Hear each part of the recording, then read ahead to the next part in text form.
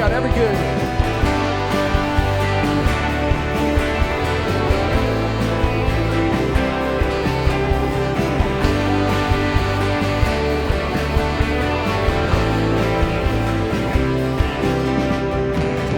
Every good and perfect gift comes down from you. Every good and perfect gift comes down. Everything we've ever needed we found in you. Every good and perfect gift comes down. You're the God who's more than enough. Like you give away your love. Like you give us everything. Everything, everything we need. Every good. Every good and perfect gift comes down from you. Every good and perfect gift comes down. Everything we've ever needed we found in you. Every good and perfect gift comes down. You're the God who does not change. No, your goodness stays the same. Now your mercy is all we know. It follows us everywhere, everywhere we go.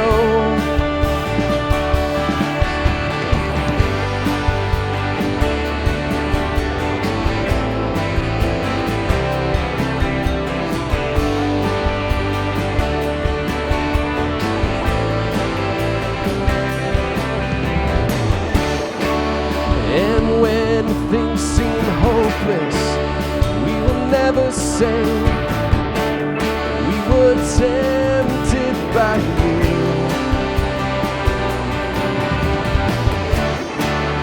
And when things seem hopeless, we will never say there is nothing you can do. 'Cause your word is true. Good. Every good and perfect gift comes down from you. Every good and perfect gift comes down. And everything we've ever needed we found in you. Every good and perfect gift comes down.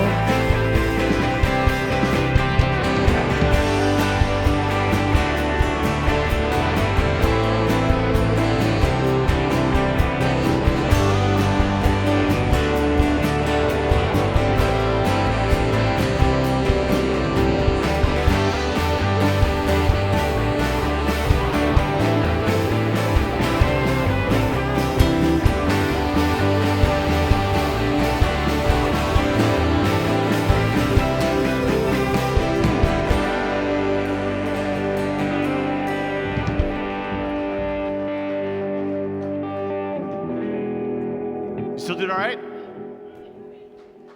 Seems to have dulled a bit. Like, come on, we got to keep it up. We got more to go here. Hey, well, this morning we're going to learn a brand new song that I want to teach to you. A great song that reminds us that God has always been faithful and always trustworthy, and so He will continue to be faithful and trustworthy. Chorus goes like this: You come through now like you did back then, time and time and time again. Almighty fortress, my defense, time and time and time again. Oh, time and time and time again. Hey, can we try that together? You'll come through now like you did back then, time and time and time again. Almighty fortress, my defense, time and time and time again. Oh, time and time and time again.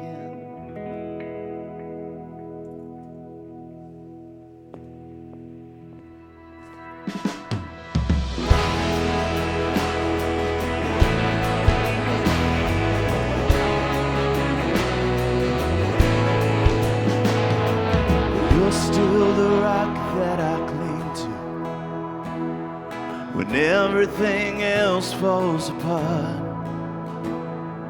You're still the one that I'm building on, the reason my hope's never lost.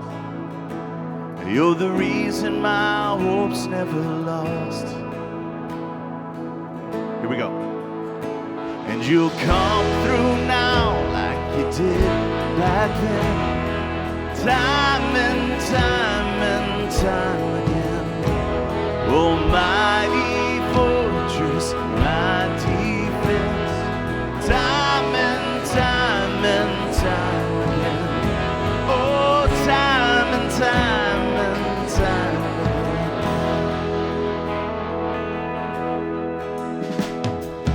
Nothing has ever been wasted. There's nothing that you won't restore.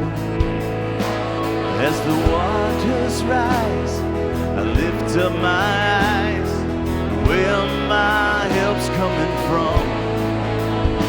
'Cause you're where my help's coming from. You'll come through now like you did back then, time and time and time again.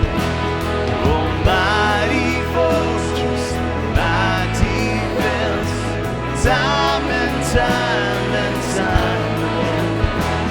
Oh, time and time and time again.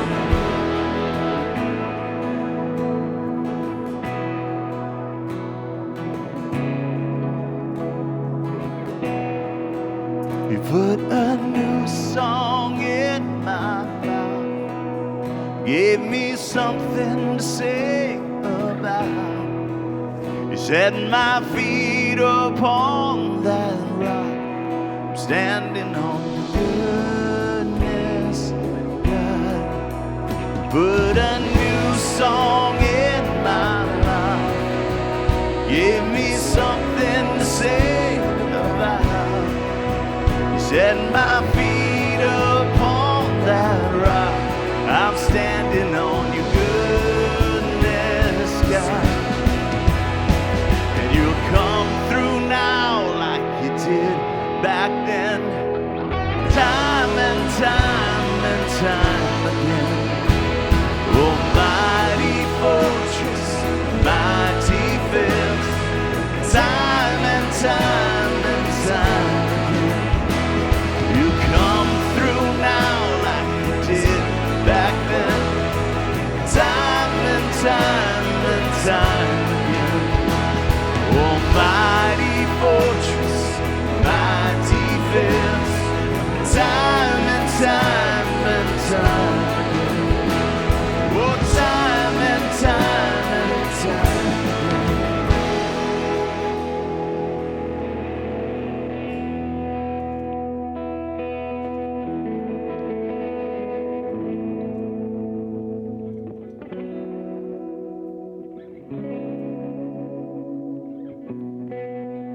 put a new song in my mouth, gave me something to sing about. You set my feet upon that rock. I'm standing on your goodness, God. You put a new song in my mouth, gave me something to sing about. You set my feet upon that rock. I'm standing on your goodness, God.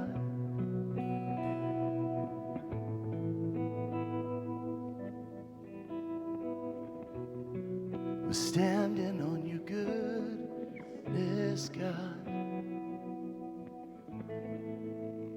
Yeah, today we are endeavoring to do just that, to not stand on all of the things that we may have put our hope in or put our trust in the past, God, that only failed us,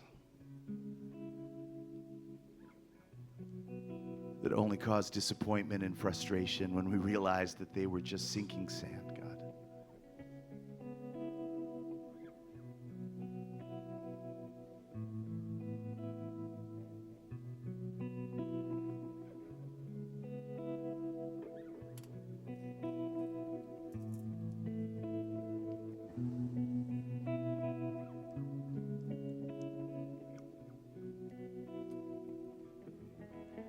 If you're here and you are maybe echoing the words of that song, but you're echoing them slightly different and saying, God, I have seen that you have been faithful, but I am in a place right now where I need to see your faithfulness. God, I just need you to show up for me right now. And that phrase could mean something different to each one of us. Often it means simply that we just need to know that God is with us in the middle of the storm, that he's not forgotten us, that we've not been left alone.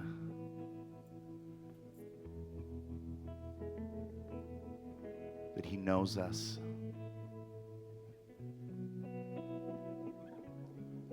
And I believe right now that God wants to do that for you. I believe right now that he just wants to show you and impress upon you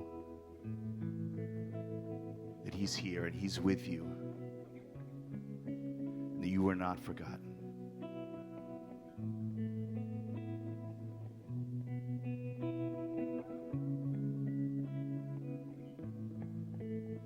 You come through now like you did back then, time and time and time again. Almighty fortress, my defense, time and time and time again. Oh, time and time and time again. If that's you, maybe you could just sing this out right now, just as a prayer. You come through now like you did back then, time and time and time again. Almighty fortress, my defense, time and time and time again. You come through now like you did back then, time and time and time again. Almighty fortress, my defense, time and time and time again. Oh, time and time and time again. Oh, time and time and time again.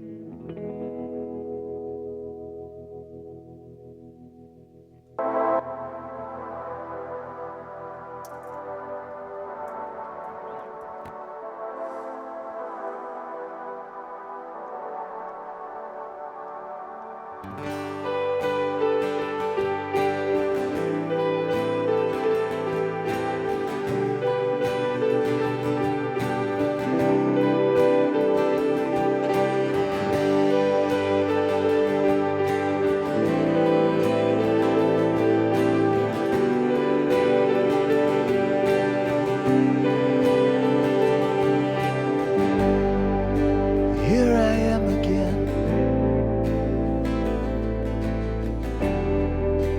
caught up in your splendor. You invite me in, and so I will surrender. You have always been what I was looking for. So let me be found, lost in you, lost in you.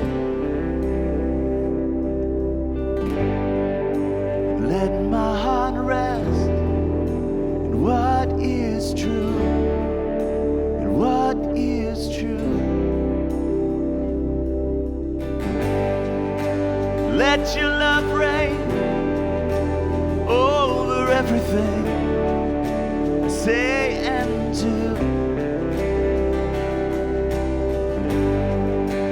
Let me be found, let me be found, lost in you.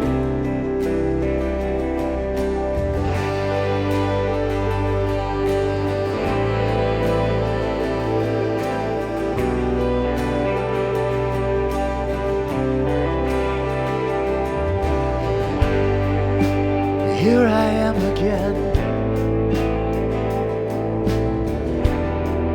surrounded by your glory. Oh, the strength I find within, your power to restore me. You have always been my shelter from this storm. Let me be found, lost in you, lost in you. Let my heart rest in what is true, in what is true. Let your love reign over everything I say and do. So let me be found, let me be found, lost in you. 'Cause only you can satisfy this heart of mine, this heart of mine. Only you can satisfy me. Only you can satisfy this heart of mine, this heart of mine. And only you can satisfy me. Only you can satisfy this heart of mine, this heart of mine. Only you can satisfy me. Only you can satisfy this heart of mine, this heart of mine. Only you can satisfy me. Let me be found, lost in you, lost in you. Let my heart rest in what is true, in what is true. And let your love reign over everything I say and do. And let me be found, let me be found, lost in you. 'Cause only you, 'cause only you can satisfy this heart of mine, this heart of mine. Only you can satisfy me. Only you can satisfy this heart of mine, this heart of mine. Only you can satisfy.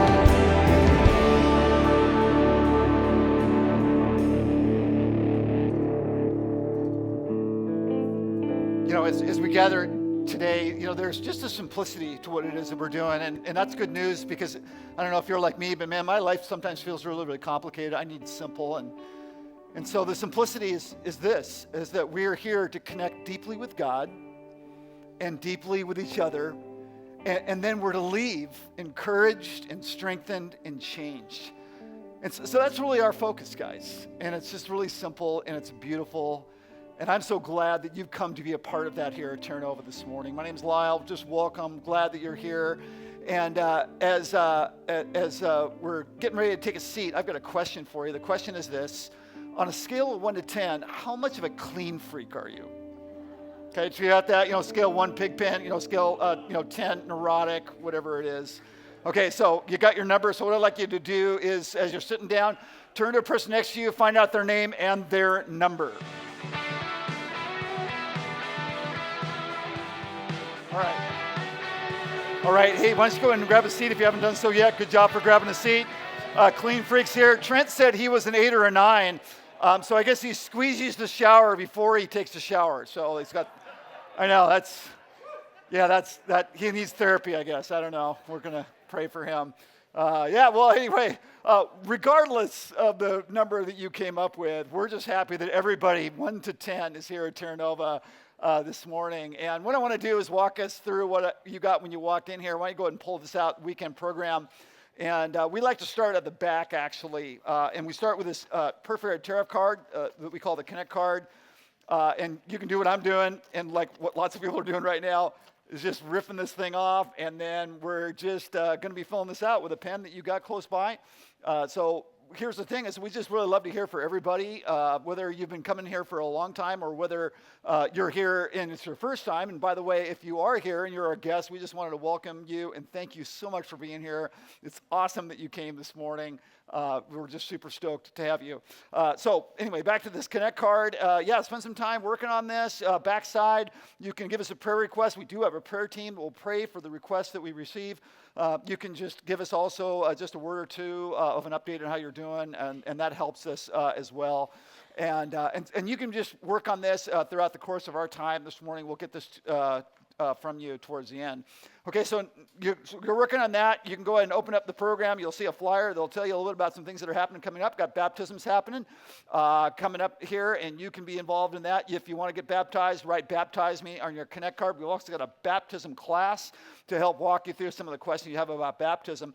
We've got Terra Nova Tours coming up here, too, at the very beginning of February. And if you haven't done the tour yet, take the tour. Write "Tour Me" on your Connect card. And we'll get you some information about the tour, and that will be great. All right, so a new year. I was up here last weekend talking about how I've been kind of moved to a more reflective mindset in the new year, kind of thinking about stuff, which is kind of weird for me because I'm more reactive rather than reflective. I don't really think, I just act. You know, some of you are like that. Javier's like that. Yep, that's me. And but I've been thinking about stuff, you know, and so I was thinking about just like something that's gone on in our society that I just think is flat out just weird to me. And it's this. We live in this digital age and this information age, and that year after year is that we've just been coming up and have been engaging in media and in social media platforms that always have this promise to improve our friendships and our connection, right? And I'll bet you're on at least like one social media platform. You probably are. Some of you are on several. And that's what it's promised us. Is to allow us to experience rich relationships using these digital platforms. And then we know what has happened. What's happened is the cases of loneliness and isolation are just going off the charts in our culture and our society. And I just think that's weird. And then I think about that then looking into the Jesus path and the Jesus way. And just how things began with Jesus and 12 guys and just moved from there, and it became a movement that was famous for love, both loving the world and loving the community, loving each other. You know, it just is the thing that is the mark of the Jesus movement, loving connection. And, you know, and loving connection is really one of the reasons why we do life groups here at Terra Nova, and it's one of the reasons why is that you don't want to miss being in a group. And so I'd like you to go ahead and take out, with that in mind, take out this life group brochure out of your program and have a look at that, because this is our kickoff weekend for life group signups.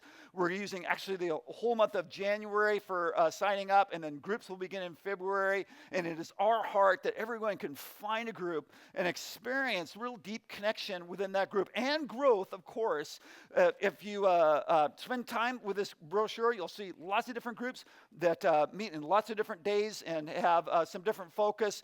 But one of the things that we really just anchor on is this just this whole need that we have and the way God's wired us to be in deep connection with each other. And so I'm just going to inviting you to find a group. You can find one today. You can fill out the life group brochure and hand it in towards the end of the time. Or if you need a little bit more time, you can work on this throughout the week. You can also find it on the app and on our website.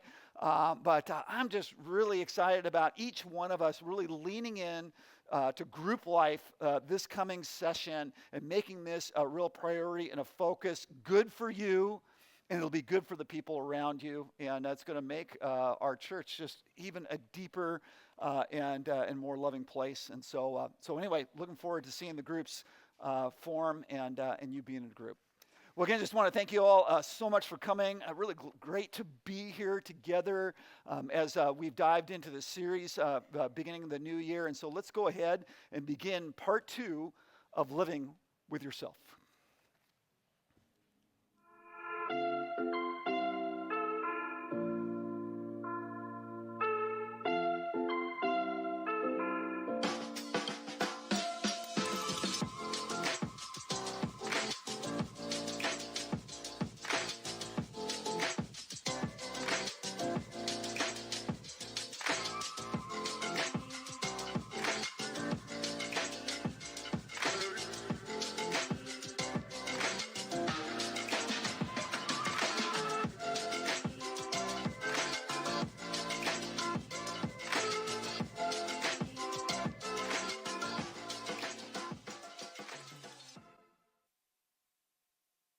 I actually thought about having everybody introduce yourself to somebody and answer that question, and then immediately thought about the ways that could go very badly. I don't know what kind of home you grew up in. I know some of you were raised in homes where you had a very wide playing field, like free-range parenting. Pretty much nothing was out of bounds or off limits. I grew up in a very religious home in both the positive and negative senses of that term. And so there were lots and lots and lots of words that were off limits for us, including some words that might surprise you. Words like this one here, darn. And darn was off limits because it sounded like another word that was really off limits. And this darn, or like, then you start creating combinations like gosh darn, like, it's an example of something called a fence rule. Now, a fence rule is a rule that you make up to keep you from breaking a real rule. And the real rule, of course, was no profanity or no cursing, but there were a lot of words that sounded almost like they could be those other words, and so they were all off limits as well. And the irony of it all was that we could call each other horrible names, and we did. We could be incredibly mean to each other and insult one another, and we did. We did not have healthy childhoods or healthy relationships as siblings. But these kinds of words, those were off limits. And in fact, we had a lot of these kinds of rules in my home growing up, fence rules that had like the appearance of maybe looking like or sounding like you might be doing something that could be possibly a sin, rather than addressing stuff that was really, really unhealthy about us and our relationships and things that were going on inside us. And these were some of my earliest lessons in what is sometimes referred to as appearance management. Appearance management, it is how to keep up the appearance of a certain value. Maybe that's a moral value or just a societal or social value, the externals, appearance management. Now, that is not all bad. Like managing appearances is not all bad. We all have to manage our appearance to some degree just to get on in life, just to make it through. And like you have to manage your appearance to some degree to get a job, to keep a job, to find a mate, to keep a mate, to maintain friends, to have a decent social life. I mean, and I could tell we all did this already this morning. Like you woke up, you looked in the mirror, and then you did something about what you saw. And good on you for doing that. Like, we're all grateful. That was a good idea. And we all have to learn how to manage our appearance or modify our behavior, behave ourselves to some degree, just to kind of make it through life. But as it turns out, appearance management and behavior modification is not enough. And so today we are in part 2 of our series, Living with Yourself. And the title of the series comes from something that I think we probably all thought and maybe even said out loud before when news breaks about someone. Maybe it's somebody we know or at least we thought we knew them, or somebody famous that, again, maybe we thought we knew what this person was about. And it's something that happens all the time. It's happened multiple times just within this last year. And maybe that person was a parent, as it was in my case, or a pastor, or a priest, or a celebrity, or a politician. But somebody is caught in something really dark, that there is another side to this person that goes in a very different direction, right? And we think to ourselves, like, how could they? How could they do that? How could they ever do that? And how could they sustain that? Like, how could they keep that up day after day, maybe month after month, the appearance of that, the lie of that? And how could they even live with themselves? Like, how could they sleep at night? You've heard that phrase used before. Like, how could they carry on for so long and show up for dinner? How could they carry on for so long and show up at church and preach? Like, how could this even happen, right? And the assumption is, when we're thinking like that, the assumption is, I couldn't never, I couldn't live with myself. I wouldn't be able to sleep at night. My conscience, my integrity would not allow me to do that. But the truth is you could.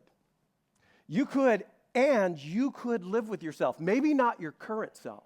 But as we said last week when we kicked off the series, if left unattended, your current self may not be your future self, and your future self could become someone that your current self would not recognize or respect. And you think about it, there's probably a point in some distant past when their current self couldn't have lived with or recognized or respected what their future self ended up doing. I mean, I think about this sometimes. As a pastor, I've done a lot of weddings, and I think there's probably never been a wedding I've performed where a groom or bride, they're standing in front of family, friends, and and they're exchanging their vows, and nobody's ever thinking to themselves, I give this about 2 or 3 years, and then I'm going to sleep with her best friend. Nobody thinks that. Nobody's thinking, hey, I'm going to give this maybe 10 or 15 years, get the family started, and then I'm going to leave him and the kids so I can relive my 20s and dance and drink with my girlfriends. Nobody's ever thinking that in those moments, right? And the reason why that happens, and the reason why it happens so often, is people don't think that it could. And maybe this is actually you. And maybe this is kind of something you're like, this is you right now. And the truth, and maybe it's a truth that nobody else even knows about you, is that you have become someone that you never intended to be. There are things that are happening in your life right now that you never intended to happen. Someone, maybe the childhood version of yourself, or maybe a more idealistic young adult version of yourselves, would not have respected or recognized. And again, the reason why that happens is because people don't think that it can, but it can. It can happen to you, and it can definitely happen to me. And my own parents have been my lifelong cautionary tale that this kind of thing absolutely does happen to people. And the best way to keep that from happening is to assume that it can and to take steps to ensure that it never does. And that's what this series is all about. The subtitle of the series is 3 Habits to Safeguard Your Soul. 3 habits to safeguard your soul, referring to your true self, your true inner self, who you are on the inside. 3 habits to ensure that the self you want people to see, and really the self that you want to be and the self that you want to become, is the self that you're living with and becoming on the inside. 3 habits to ensure that the self you're living with now is the self you want to be living with in 5 or 10 or 25 years. And the theme, like the big idea of the series, is really simple, that the health of your soul determines your capacity for duplicity. The health of your soul determines your capacity for duplicity. And we defined duplicity last week as being one thing on the outside and another thing on the inside. One person in this environment, a different person in that environment. One person out in public, a very different person behind the scenes or at home. One person on Friday night, very different person on Sunday morning, and then maybe yet a different person on Wednesday in the office. There's a duplicity, and duplicity is the opposite of integrity. Integrity comes from the Latin word integritas, which means one or whole. That is, I am the same person. I'm the same person on the outside as I am on the inside. I'm the same person in one setting and another. There's an integrity, there's an authenticity to my life. And the idea of all of this is that there's like a gap. And this is true of all of us. This is true all the time. There's a gap between who I am on the inside and what I'm experiencing and kind of what I've been thinking about and maybe even entertaining or struggling with on the inside, and how I often appear on the outside, or what other people think or who other people think I am, how they see me. And how you care for your soul determines how much duplicity you can live with. How you care for your soul determines how wide that gap can be before your conscience, your character, your integrity just won't allow for it anymore.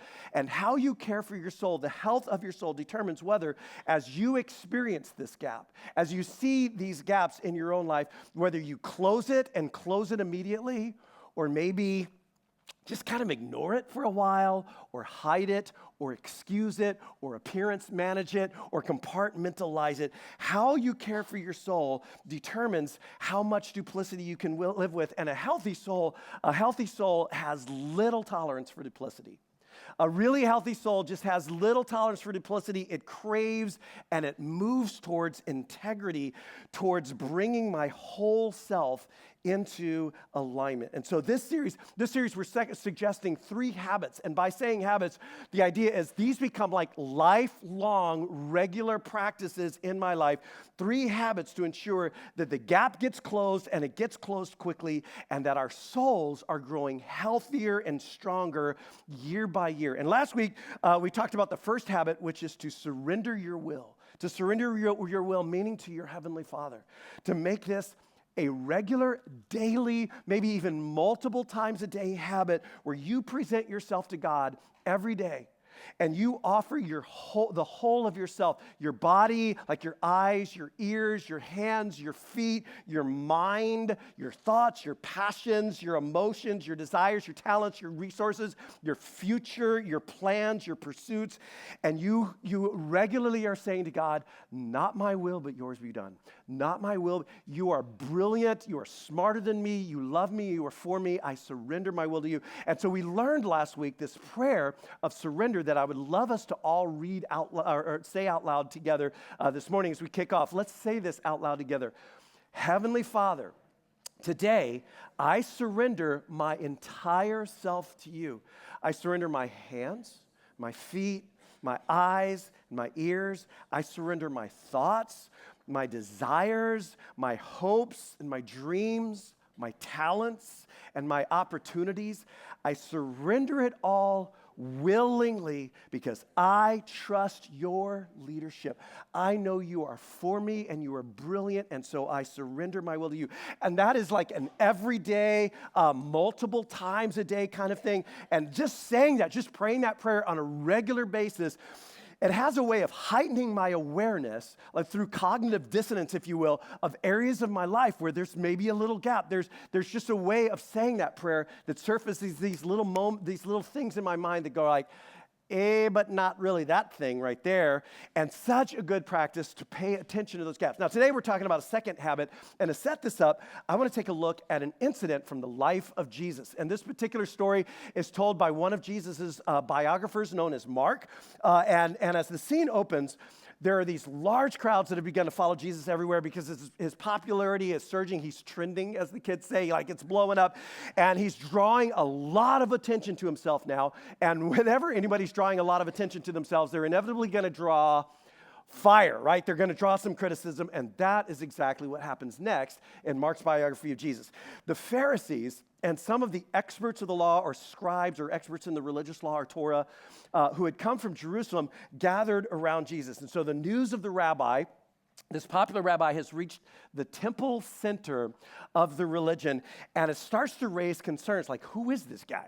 Does anybody know who this guy is? What do we know about him? Because everybody's talking about him now. And so a group of them make the journey from the big city to investigate. And sure enough, it doesn't take long. And they saw that some of Jesus's disciples, that is, any rabbi would have followers or students apprenticing under him.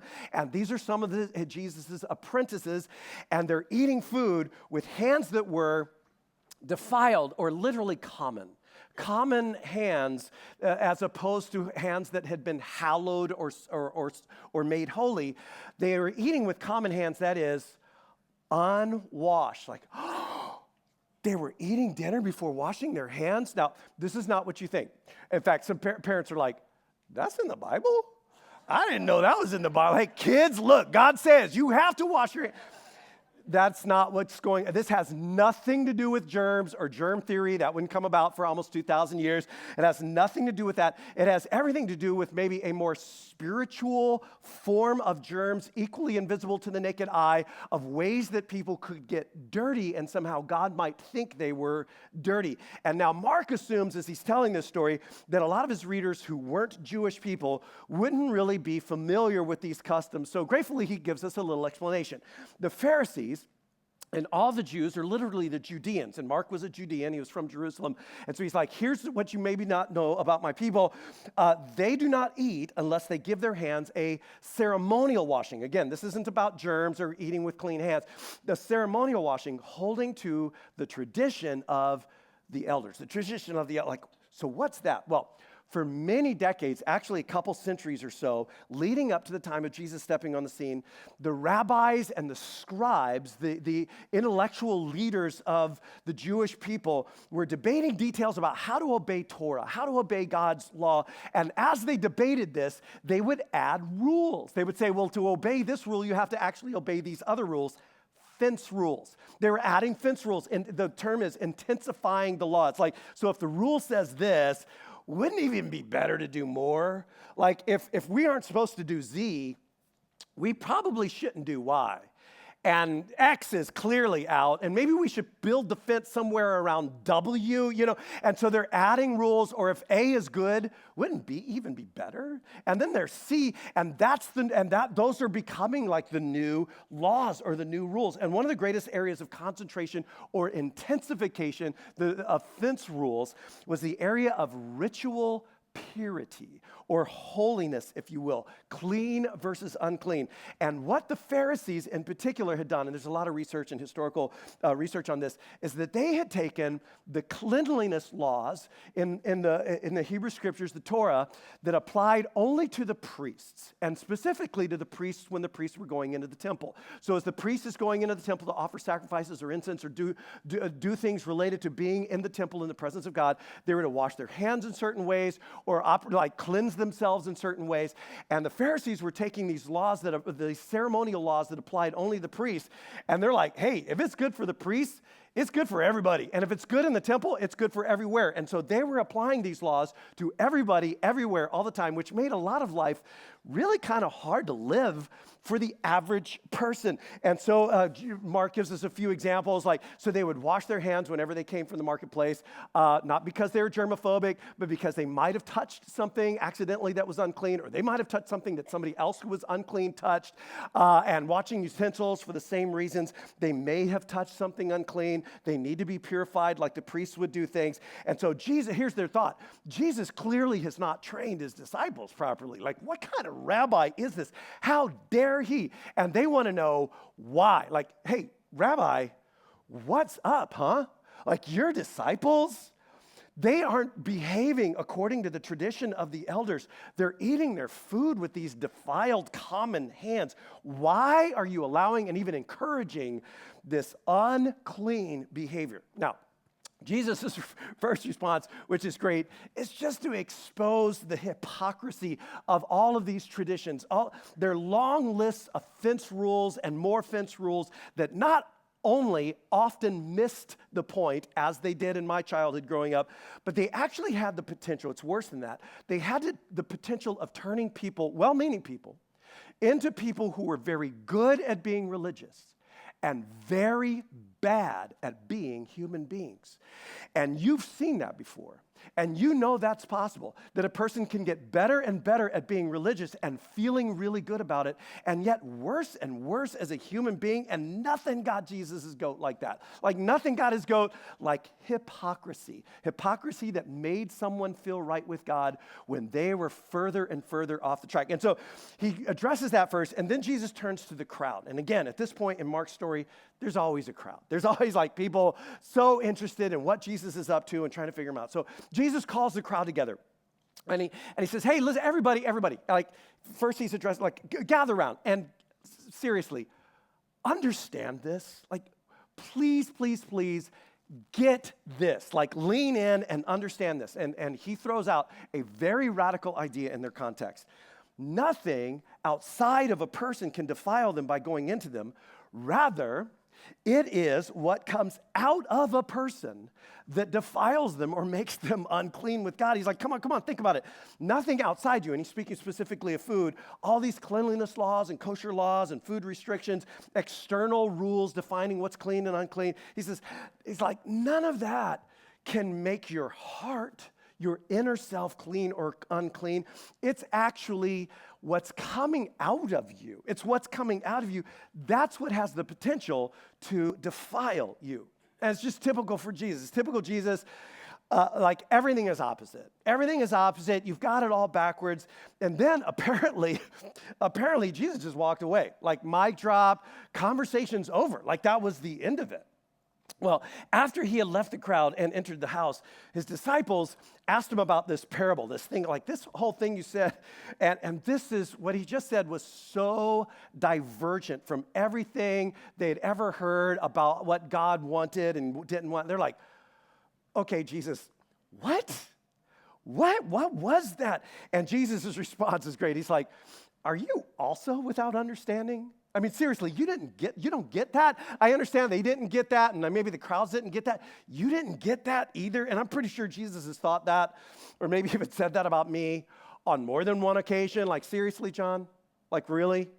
You don't get it? I mean, you can't see this. It's right in front of you, this upside-down world and the right side of God. I'm pretty sure he's thought that about me many times, and they're like, we're trying, but what? I mean, we've always been taught, kosher, not kosher, clean, unclean. And so Jesus responds, don't you see that nothing that enters a person from the outside, and again, he's talking about the food they eat, nothing that enters a person from the outside defiles them because it doesn't go into their heart. It doesn't go into their heart, meaning it doesn't change anything about who they are as a person. Nothing you eat or don't eat can make you any more or less loving, any more or less generous, any more or less afraid and fearful. It doesn't transform you from the inside. Rather, it goes into the stomach and then out literally into the latrine. That's the word that's used there. I don't know why we kind of soften and clean up the Bible like it's supposed to be Bible language. It's potty talk, okay? It's like it goes into your stomach and then it just goes right out into the latrine, and they're like, okay, we might be slow, but we're not that slow, Jesus. Like, we see that, like, we do that every day. Like, yes, we understand that part. And then he went on. What comes out of a person is what defiles them. And they're like, wait, are we still talking about going to the bathroom here? For it is from within, out of a person's heart, that evil, or that can be translated destructive or harmful thinking comes. Now, real quick, we tend to think kind of linguistically, when we use the term heart, we tend to think of the heart as the emotional center of the self, as opposed to maybe the cognitive self or the volitional part of ourselves. So it's like, it broke my heart, it makes my heart happy, you got to follow your heart, it's that kind of thing. But you need to know, as this term, heart, is used by Jesus, and throughout his culture, steeped in the Hebrew Scriptures as they were, the way the word heart was used then by Jesus and all the first followers of Jesus was so much more than that. Heart, the word heart in the Hebrew Scriptures and then throughout the New Testament, refers to the entire inner reality of the self. It is the entire inner reality of self, including the volitional part of yourself, the way you choose things. Your heart chooses and orients your life. Your mind, the way you think, your inner conversations, the stuff you get stuck with and churn about over and over again, ideas, beliefs, imagination, and of course, your emotions, sensation, feeling, mood, and your desires and appetites and wants, the things that you really want. Your heart is the whole inner reality. It's who you truly are on the inside. And here's what he's saying. It is from that. It is from within, from a person's heart, that evil thinking or destructive thoughts come. And they're like, wait a minute. So you're saying that harmful, like destructive thinking can defile us, actually makes us unclean? And Jesus would say, yes, absolutely, because everything we do begins as a thought.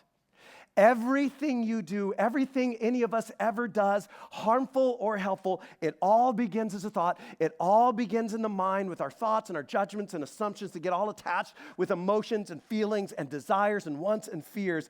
Everything that comes out of you, everything that comes out of you, even unintentionally, attitudes and like behaviors and words and looks and reaction, everything comes from your heart, begins inside of you. And then Jesus gives a list of examples of harmful things that begin within. So he says, from within, out of a person's heart, the destructive thoughts come, sexual immorality, theft, murder begins in your heart, begins as a thought. Adultery begins within, greed, malice or malicious or cruel thinking, and then cruel treatment or malicious treatment of others or ways of acting towards others. Deceit. Now, deceit, is different than lying. Like we can always spot a liar, but deception is much darker and frankly a lot scarier. Lewdness, envy. Now, if greed is I want what I have and I'm going to keep it, envy is I want what she has. In fact, I'm not happy that she has it. I don't want her to have it. I want me to have it. I should have what she has. That's a dark, dark thing. Slander, the way we speak about others, even the subtle ways that we speak about others. Arrogance, hubris, like just ego, pride, thinking we're above or better than. Bad judgment. If you're following along in your own Bible, you might see the word folly or foolishness there. But understand, folly is not silly. Folly isn't the same as being silly. Folly or foolishness is someone who has just bad judgment because they lack wisdom. And where does all of that come from? Where does it all start? It starts as a thought that gets attached to emotion and desire. It all starts in the heart. Now, in this moment, I love this because in this moment, Jesus is doing two things that are so just vintage Jesus, just very typical Jesus. First of all, he's equating our thoughts and emotions and behaviors that harm people horizontally, that make us at odds with people. He's equating that with being at odds with God. Vertically, like that is what defiles us. And religion always mixes this up and confuses this. Religion always has a way of overemphasizing the vertical, like the God talk and the faith in God and the love for God and the worship of God, and de-emphasizing or often entirely ignoring the horizontal. And this actually might be one of the reasons why you personally have struggled at times with God or faith or religious people or Christianity or the church, because you've seen that. You've seen people who had all the right God talk, and I believe, and you should believe what I believe, and I love God, and yet they treated certain people horribly. And you thought to yourself, see, that's fake. That's not real. And Jesus himself would say, amen, sister, amen, brother, I could not agree more. That's fake. And Jesus is always in typical fashion saying, you cannot be right with God vertically and wrong with anyone around you horizontally. You can't be cool with God while you're being harmful or hateful or hurtful towards anyone else, just like you can't be cool with me if you're harmful and hateful towards my kids. I'm like, nope, you got to get the thing right with my kid, and then we could maybe be cool, but you can't be cool with me if you're hurting or hating my children, and we can't be cool with God if the horizontal isn't working either, right? And that's just typical Jesus. Like, he's always equating those two. And secondly, he is always driving the focus inside. He's always driving the behavior down into something in my heart that gives cause to it and gives root to it. It's never enough for Jesus to modify the behavior or manage the appearance. You have to address the thing or the things inside of you that cause it. And so he says, all of these evils come from inside you, and that's what defiles a person. But eating with unwashed hands does not. In fact, eating with that can actually be a distraction. Paying too much attention to things on the outside that you think make you okay with God can actually distract you from dealing with the real things you need to deal with. So, here's the point. pay attention to what's inside of you. Pay attention to what's inside of you. Here's why. Because it doesn't stay there. We leak. We leak. In fact, turn to the person next to you and just tell them, hey, sometimes I leak. Okay, so it's true. Like, just turn to the person next to you and go, I leak. Yeah, there's stuff inside of me, and then it leaks out. It just comes leaking out, right? The stuff inside of us does not stay where it is. It leaks out. It leaks out in our countenance. Anybody like me? You kind of wear some of those emotions on your face at times, and you're like frustrated and upset, and you're just expressing that even without words, right? It leaks. The things that are inside us, they leak out in our tone. It's like what I said was, yeah, but it was your tone. You were leaking, right? It leaks out in our reactions. Unintentional, our unwitting reactions, our anger, our misguided appetites, our spending, our judgments, our criticism of others, we leak. That's why we need to pay attention to what's inside, because our outsides, our behaviors will eventually reflect the condition of our hearts. And I wonder if this whole thing that Jesus, as he's kind of going off on this, I wonder if this whole time, this whole illustration, he's just riffing on a very well-known proverb from the Hebrew Scriptures that goes like this. In fact, I would love us to read this out loud together. Will you read this with me? Let's say this together.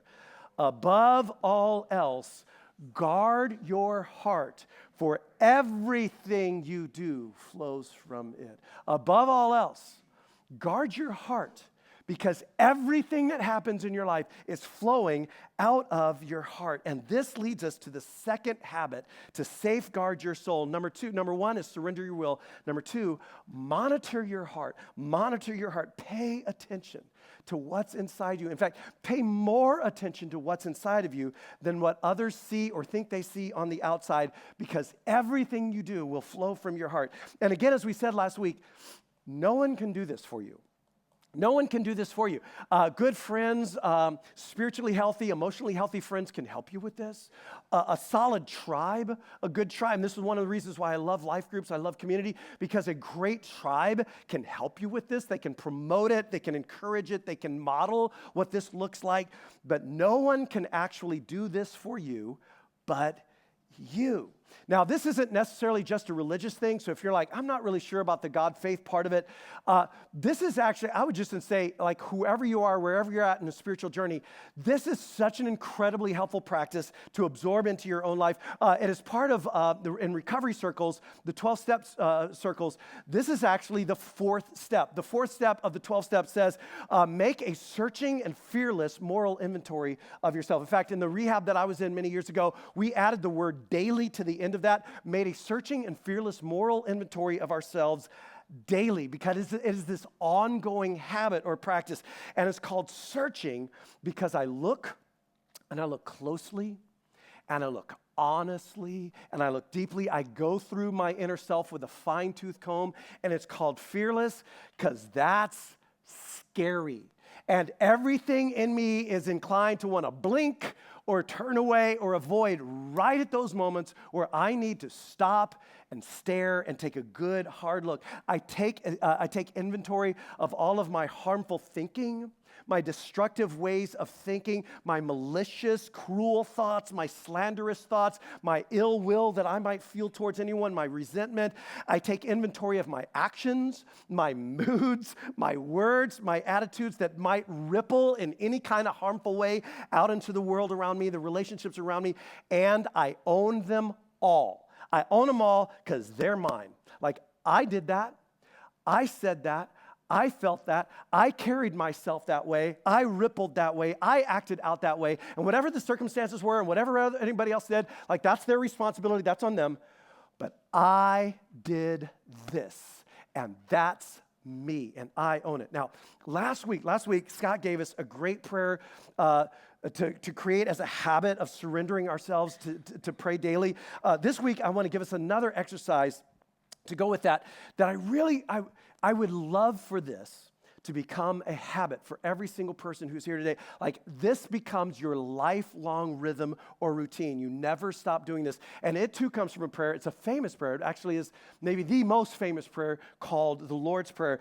And this has been a part of my almost daily, almost everyday rhythm for years and years and years. And I pray this prayer. In fact, we did a series on this practice a couple of years ago, a fall series 2 years ago. And I use each line of the prayer as this jumping off point for reflection and meditation. And you think about the prayer and you're familiar with it probably. The first part of the prayer is this really centering prayer that prompts me for habit number 1. And the prayer begins, "Our Father who is in the heavens." And it's plural, though we translate it as English, because heavens in their line of thinking was not only like far off space, it was the atmosphere right here. Our Father who fills the space between us, who's right here and surrounds us and yet is bigger than the universe. Our Father who is in the heavens, your name be hallowed, your kingdom come.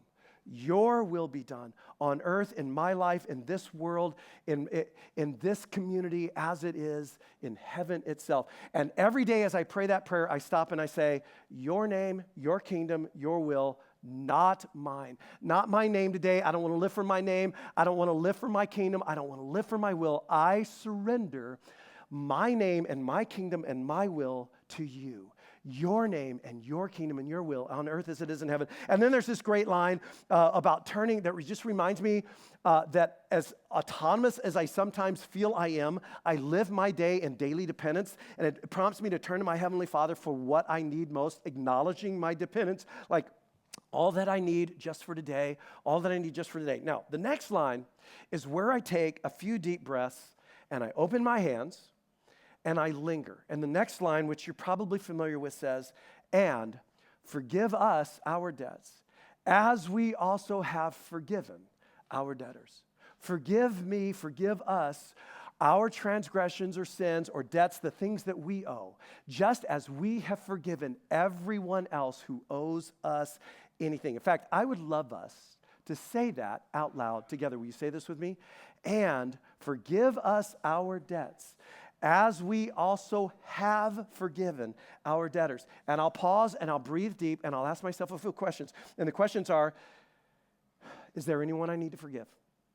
Is there anybody I need to forgive today? Am I carrying any resentments? Am I harboring any anger towards anyone? And if so, why? Like, where does that come from? Is it legit? Good question.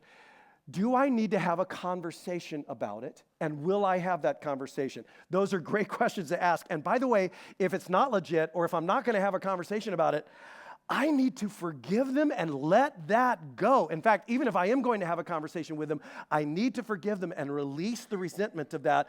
Is there anyone I need to forgive? And I will take the time as names come to mind, like, oh yeah, I'm kind of feeling a little bothered by them, just to forgive and release with open hands, usually palms down. I'll just say, I release them. I release that. I don't want that resentment. I don't want that in my heart, my mind, my life.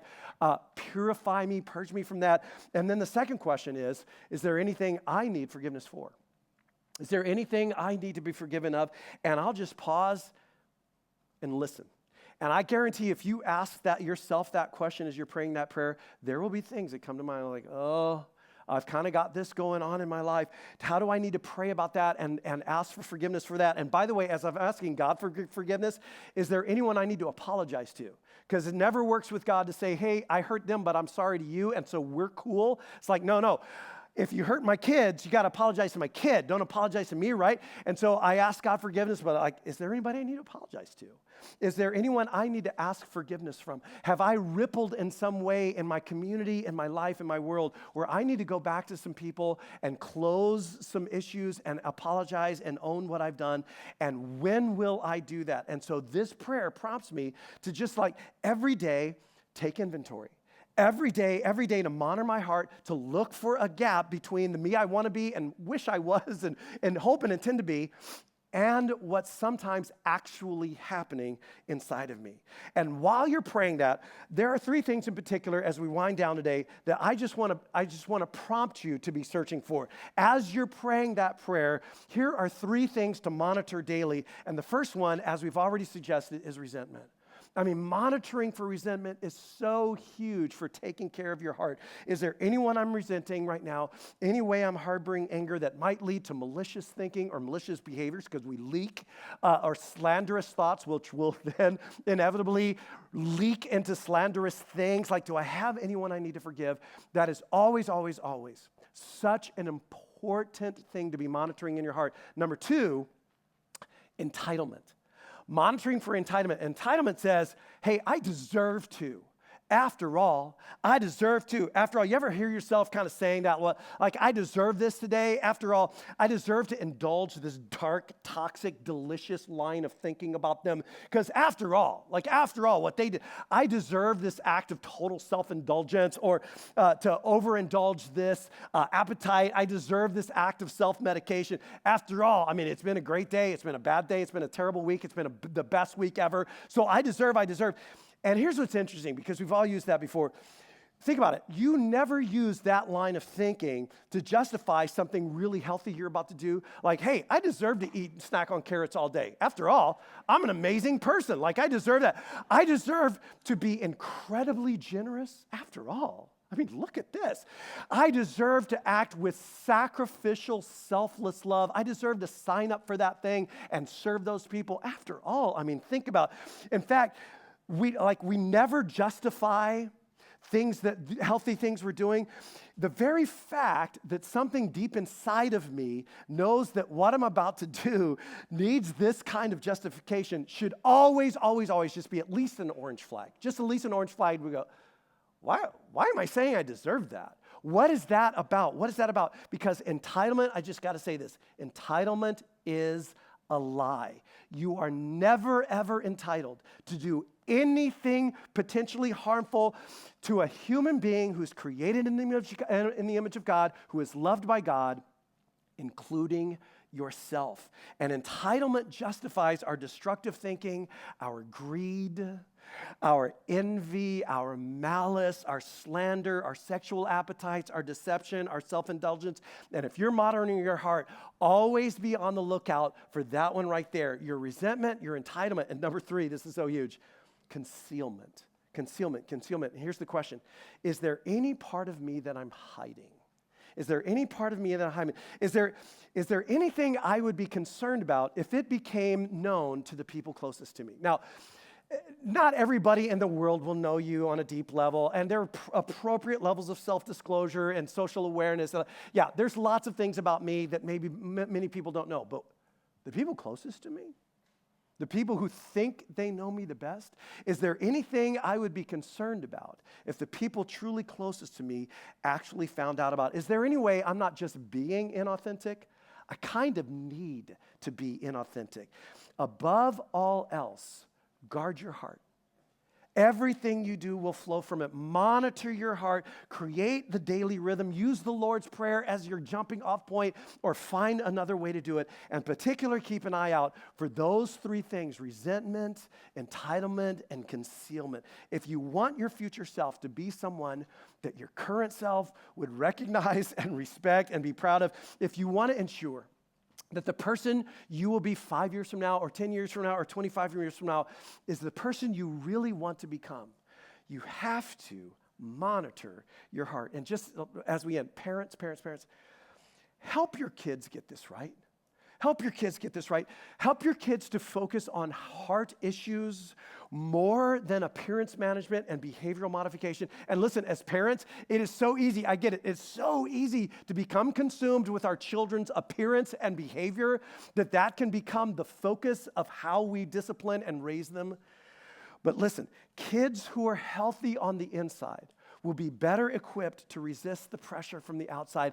Help your kids get this as well. And so, number 1, surrender your will. Number 2, monitor your heart. And number 3, don't miss next week. We'll wrap up the series with the 3rd habit to safeguard your soul. Before I close in prayer, I just want to remind you, as you're filling out those Connect cards, please finish doing so and turn those in as you're walking out the door.